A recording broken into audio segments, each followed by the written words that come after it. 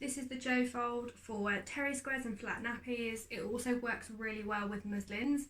And this is a great fold for newborns, so quite often it is done with muslins and it does come up very small, so it is perfect for smaller babies.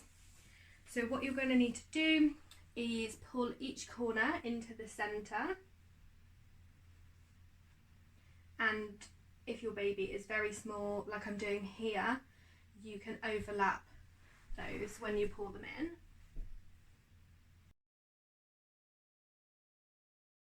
So now you have a much smaller square, and you're going to want to fold this into 3, or pad folding. So then you're just left with a long rectangle, and then at this point you just need to pull out the back section to pop it onto baby. So pull it out like that. So this is where your baby sits, in this section, and then these form your wings here.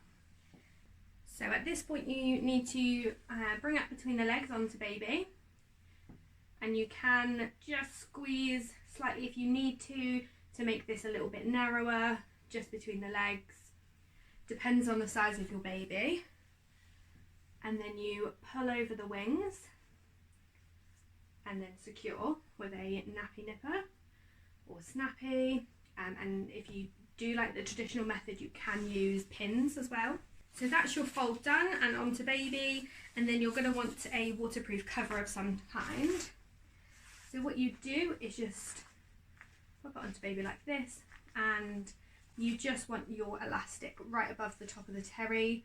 It doesn't need to be like very high up at all. You're literally just looking to get it inside the cover so that everything is contained. And then you can pull the cover up between the legs and secure around baby.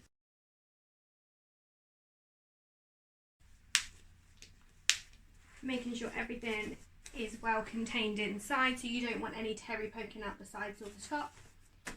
And that is it.